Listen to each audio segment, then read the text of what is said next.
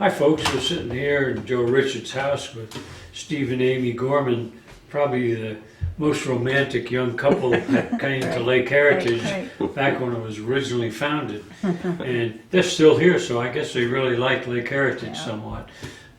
So can you think back a little bit to almost your courting days and when you first became part of the community of Lake Heritage? I definitely can. Even before I met this young lady was... Incidentally, did you court her here? A little bit. Okay.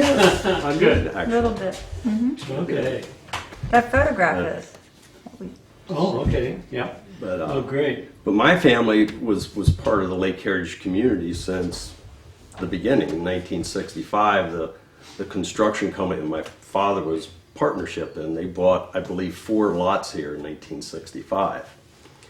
And the first home they built was on Heritage Drive later that year, and I think they sold that house in 1966, and then built the next house, which is the little chalet pretty much across from the marina, and that's where we hung out when we were kids. So I was 14 years old when I first started coming to the lake. And it was unique then because that was right after the Route 15 bypass had just been built. And it was so strange as a 14-year-old, and my mom would load us up with our friends and we'd drive out this brand new highway and then turn into Lake Heritage, and it was just this dirt road back to through fields. There were no houses back here then. This is 1966. The day the pool opened, Memorial Day weekend, 1966, I was there. And did you swim and you survived? Oh yeah, yes. Great. But we quickly became friends with the pool manager at the time, whose name was Larry Albright. And he was like some football star at Gettysburg College, and he was the first pool manager. And he took a liking to me and my brothers, because when we got to the pool, we just went off the diving boards from the time we were there until it was time to leave. So we got our workouts in when we were kids. We were a bit hyperactive, I guess. Was there any community bathhouse or anything at that time? There was actually the bathhouse that is there now is the same one that we have today. Obviously been remodeled, but it's the same one. And the old clubhouse that was there was actually a cafeteria from 66 through 69, and you could pick up a tray and go through and get your food stuff and pay at the end. And everything. Yeah. Was the marina there at that time? The marina was there in 66, yes. Uh-huh. I think that was built in 65 into 66. Because again, we have our home movies from when we were kids from 1966, and you can see the marina in the background and the lake, which wasn't even filled up at that point. In other words, you had a big mud pit out the back door. It didn't really look like a mud pit. It just looked like grass going out into where the lake was starting to fill up. Okay. And, you know, as far as water skiing, I didn't start that till 67 because the lake wasn't filled There wasn't any till... water to ski on. The lake couldn't get a boat in until the summer of 67. You should join that. No, I would Oh, just like them to carry on, but Well, to I'd like to expound hear, on that, I'd like to hear something from Amy too. you know, driving into the lake back in 1966, it was all dirt roads. We didn't have to worry about speeding back then. There were enough ruts and potholes in the road. You couldn't go more than 25 miles an hour. But as a kid, it was just like driving through these fields on a dirt road, and you came to this oasis. It was a brand new swimming pool and clubhouse, and we thought we had died and gone to heaven when we were kids. Yeah. And we came every day in the summer, unless it was raining, we were at the pool. That's what I did 66 and 67 until I started working in the summers. And after that, I'd just come on the weekends and evenings. Now, how did you meet Amy? Was Amy living here? I met Amy at college. So I graduated from high school 69, and we met at college freshman year and dated for a while off and on, and stayed friends through college. And when we got out of college, we got married and ended up at Lake Heritage. Did you have any? What were your feelings about moving up here to the lake? Did you like it? Well, we would come in college summers and play at the lake with his father's business partners' kids who are our age. And I fell in love with it. I mean, I love the water, the whole aspect of the water, and everything that could be done on it. And as he said, it was undeveloped to the extent that you didn't have the backwash, we didn't have the swimming pool effect at the lake. The waves that were created by all the boat traffic were dissipated quickly because it was a gentle sloping of each lot into the lake, and lots of natural vegetation. That's what I remember. Lake traffic has not increased exponentially since all those years ago. It just seems like water people got here, stayed, and the people who have the resale and those that buy their first home here, if they like the water, that's one of the big draws here. So, yeah, the lake is where I wanted to live. Okay. So we did. Oh, okay. Having been here originally, when would you say you started to see significant growth of members of the community taking place? And what did it look like to you? Well, I was away at college from, the early 70s. And when we got married and moved here in 1975, I'm not sure how many homes were here. Obviously, it was far less than what it is these days, but it seems to me it was 350 homes. This would have been in the early 70s. Mm-hmm. And there was building going on throughout the 70s until the moratorium was put on because of sewage issues. And that was... Water. It wasn't sewages and water. So, and that lasted for a few years, and then the groundwork was laid for putting in our sewer system, which came into play in the early 80s. And then the community started to boom at that point in time, Absolutely. up to where we are today, pretty Absolutely. much. Yeah. Absolutely. Our daughter was born in 80, and as she began to ride her bike, and the roads got better, they were bad for a long time, till the mid-80s. As Steve and I've talked, there was probably a 9-year span until all the roads were initially paved. That means, and that center line was hand painted. It was pretty crude. It was rough. Slightly crooked. And slightly crooked. We were very happy to have our roads paved. Our kids were happy to ride their bicycles on paved roads. Here. As you made the transition from the 70s into the 80s, I noticed that there were some security issues that came about. Can you elaborate on that? Sure. Security was total volunteer.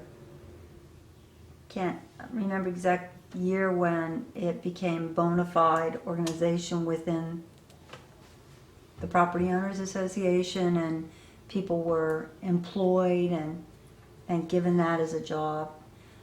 I don't know what that year is. It was volunteer for a long time, and the guard shack is what we always called it, was at the side of the road.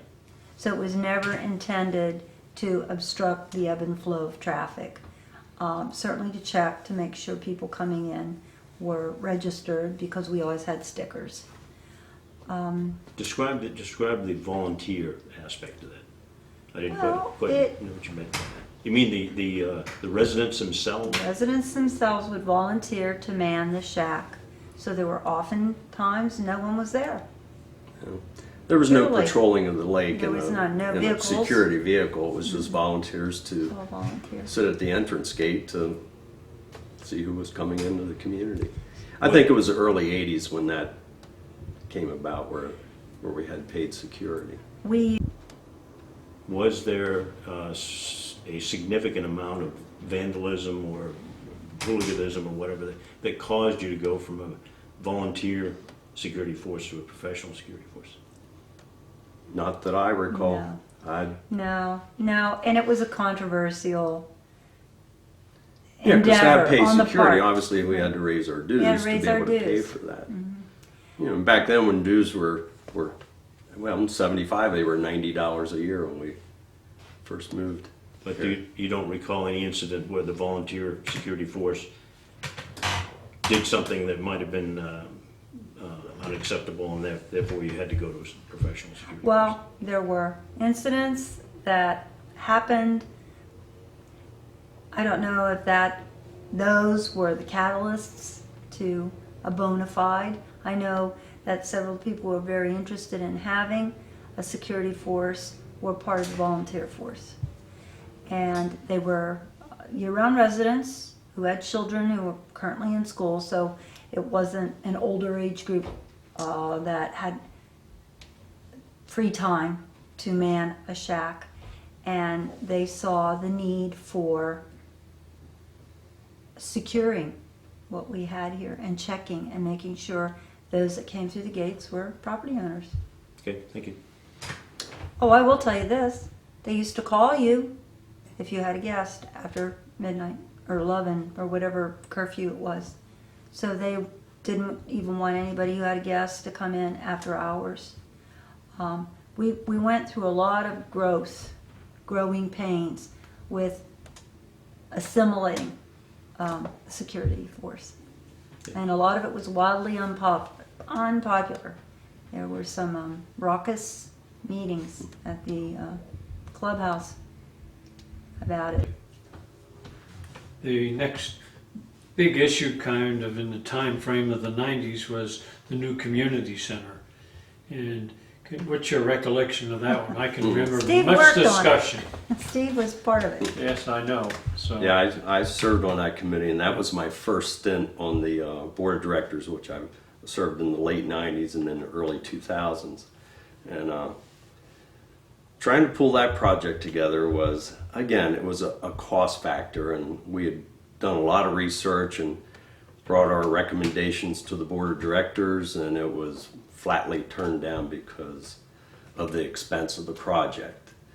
So they said, go back to the drawing board and come up with another idea. So I was removed as head of that committee, and I stayed on the committee and worked, and we came up with what we ended up with today. But that was not the first time around. The first time around it was sent back to the drawing board, and which, that concept was more of just a community center that had a multi-purpose room that could be used for, indoor basketball or volleyball or indoor exercise activities, and then turn it into a dining hall for, what we use it for now. And that the concept of having a community center open from 9 in the morning till 9 at night, and preschool and the after school activities, again, it was the cost that kind of shot that one down. Yeah. in those days, the board's philosophy, as I recall it, is how can we reduce the dues? Extremely. We were scared to raise the dues $5 or $10 Yep. a year Right. back then. Was- So The change of philosophy, but we have come forth with a community center that services the whole community yeah. In good stead.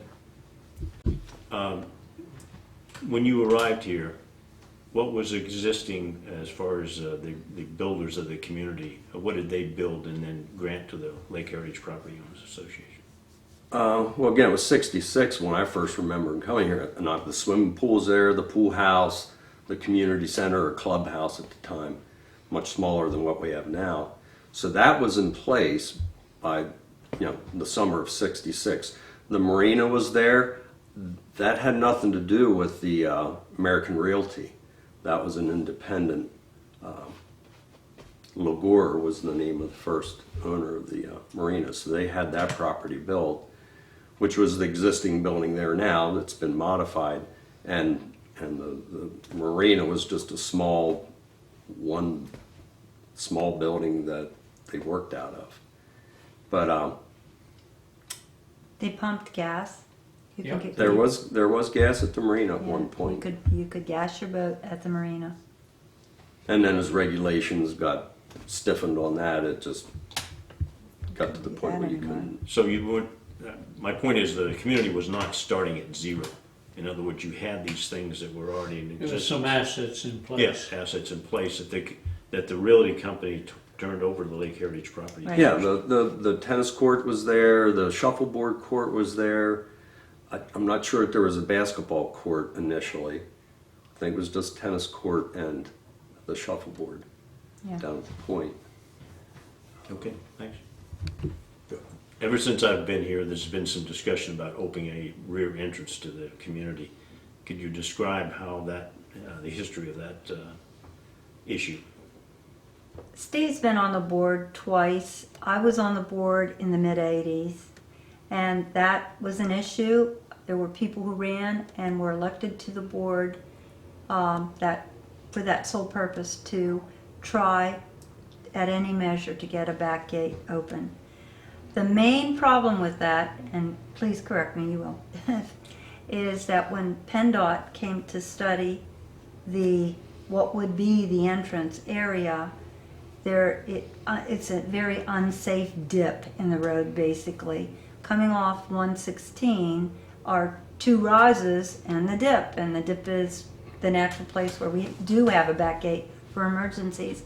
And there is no turning lane, there was no place for a turning lane there, so it would never be allowed. So we couldn't do that. And not so much that it wouldn't be allowed, but the cost, the line of sight was the issue. Well, And this has but been it- looked yeah. into 2 times. And the first time was just like, oh, we can't afford to do this. That was pretty much the same reason the second time when it was turned down, because we had gotten to the point where we had contact with PennDOT and learned, what we would be responsible to do out on Route 116 to make the turn lanes and Right. all the modification and cutting down, so you had 500 feet of clear line of sight. It would have been cost prohibitive to do it and to adhere to the regulations that would have been required Right. by PennDOT. Right. Okay, So. thank you. Lake Mead has its own fire department. Right. Why doesn't Right. Lake Heritage have it? Well, that's interesting. In the 80s, when I was on the board, one name escapes me now, ran for the board, one gentleman, because he was very much in favor of Lake Heritage having its own fire department, volunteer fire department, knew it would work. He would take the helm. He had offered to him from a nearby municipality a free fire truck. It was unbelievable that offering was made. Again, the logistics of manning it, where would you park it, how would you upkeep it, and to have as good coverage as we had from basically Gettysburg, it just never came to fruition. But it was very much in the minds of that gentleman, as well as on the board agendas for a while. Can you give us the genesis of our annual regatta and, how that came to pass and grow into what it is today? Vesta Baruch. Fred Baruch was one of the early home builders here, and he and his wife Vesta were extremely involved in the lake. Fred served as president, I think, a couple times, and Vesta started the women's club, and she started Regatta, and 1977. 1977, and she served for the first couple years, did all the work herself with the help of Diane Brogan, and Diane Brogan then was admiral, and she and Vesta worked it for probably the first 5 years, and then it took off. It was really water oriented completely at that beginning. The trophy for the sail race was a big one. It still is. It was very well participated. We can't even get a sailboat today, but we used to have quite a few sailboats out here. Small ones, but nevertheless we had sailboats. And as a grassroots kind of starting, it certainly has evolved to a much bigger 3-day celebration today with fire. They wouldn't allow buses to come back here. Because this was a private community, what was the process of getting the kids to school? Did the buses come in here from the get-go, or was it an evolution? They did not. It was an evolution. They would come to the entrance. the school districts, the 2 school districts that the lake encompasses, would pick kids at basically near the gatehouse. So wherever you lived in the lake, if you wanted your son or daughter bused, you would deliver them to the gate area. And that went on, I don't know how many years, till they were allowed access to all our roads. I can't speak to that directly. We would have to look back through board minutes. I know that the security, when the force began and had a vehicle, would follow the buses completely around the lake. That was one of the stipulations. Okay. Okay. What was the process of evolving from a ad hoc maintenance crew? And I think Steve, you were referred to the community center. A lot of volunteers came out and did a lot of stuff that now is probably done, either contracted out or done by the maintenance crew. Absolutely. So how did that maintenance department evolve? I don't recall people volunteering to mow grass or anything like that. Don Steinauer was in charge of maintenance as far back as I can Well, the remember pool until I always had to started be paying maintained. attention. By, someone outside the pool company. We had to have somebody get the pool ready, get the pool filled up, and that fell to Don Steinauer, whom was here in the 70s. All of the pavilions were voluntarily built. They've been improved in maintenance and made better, but that was all volunteer. As I said, Steve volunteered and put siding on the guard shack. Other volunteers bricked it. The brick announcement board at the park, the entrance park, was all volunteer work. So many things were done around the lake in that capacity. What about snow plowing? That's such a good question. Snow plowing was always part of our. Yeah. I think Don had a dump truck, and that's what he used. Yep, that's exactly what he did. And he didn't have any help either. No, he was one-man Yeah. manager, so to speak. Do you think there's been a decline from, because I've been reading the newspapers and there were a lot of committees formed and volunteer organizations to do just like, what do you think the reason is that volunteerism has sort of declined in the community? I think everybody's just busier in their lives now than they were 20, 30 years ago. Doesn't matter what age you are. You think when you're in your 30s and you're raising kids that you're so busy you run around doing those activities, it's hard to find time not only to be part of your community committees or serve on the board, but to volunteer your time to do projects around. And then here we are all grown up and got grandkids of our own, and I still don't have time to volunteer. So I think we're all just busier now than we were 20, 30 years ago. There's always a small group of people who did it. I can speak to that. The groups that built the pavilions, it was single-handedly one person. I remember laying the brick for the event board. Steve sided. So the singularity that people point out has, in my recollection, always been. So I don't think that it's changed that much, to be honest with you, Greg. There's a lot more. What was your opinion of the growth outside the community and how it impacted Lake Heritage? It impacted us greatly. Rephrase that and just say Okay. the The growth outside the lake that affects the lake, our roads mainly, and our fringe property, has always created a stir. The building of the outlet mall created such a stir that there was a group of people that took it upon themselves to start a petition against it. And it had its way.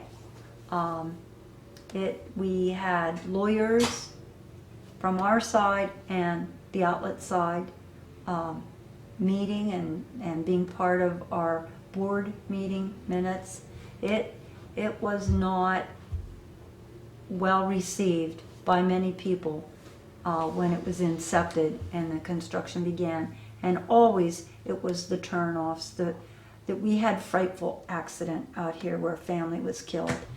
Not because of the outlet mall, but just because of turnoffs or lack of lights. And as much as, and I was one of them, I didn't want to see our entryway change. I didn't want to see a light there. It is so much easier. We'll see what the Sheets building does. But before the Sheets building, the ability to gain entrance to the lake and exit from the lake is so much better than the time when we had a stop sign and no light. Would you agree?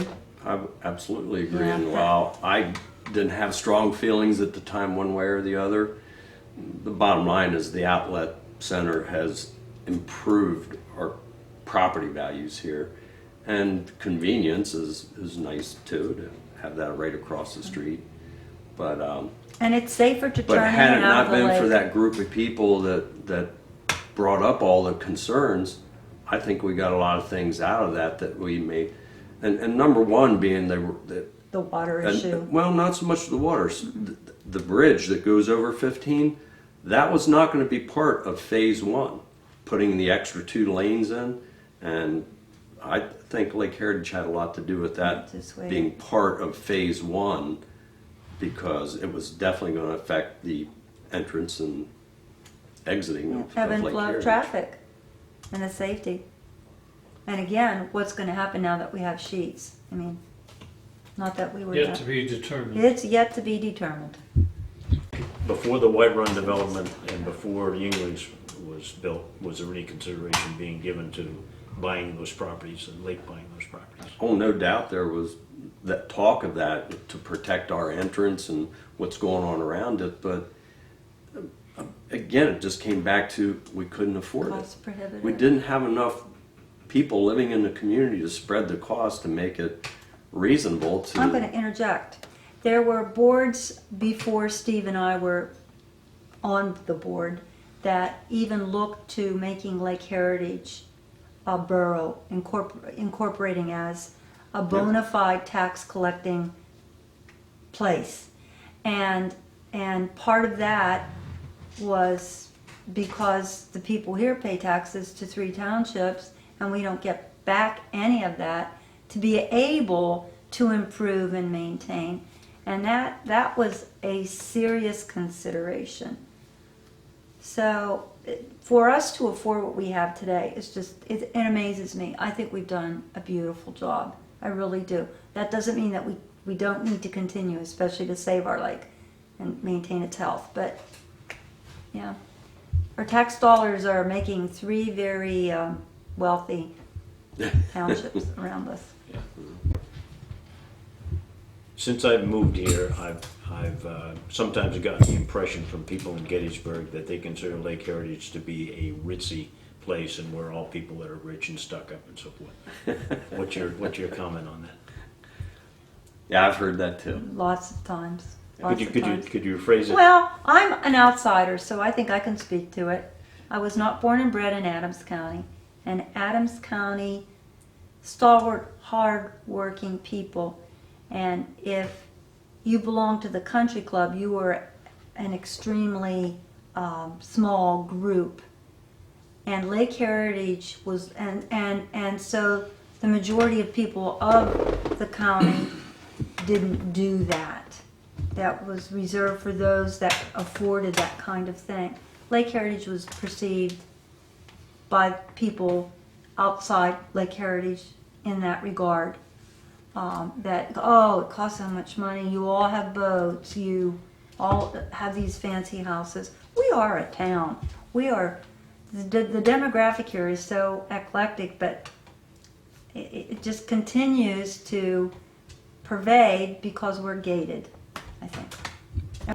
Looking to the future and having your daughter and husband here and grandchild, what do you think the future of Lake Heritage is going to be?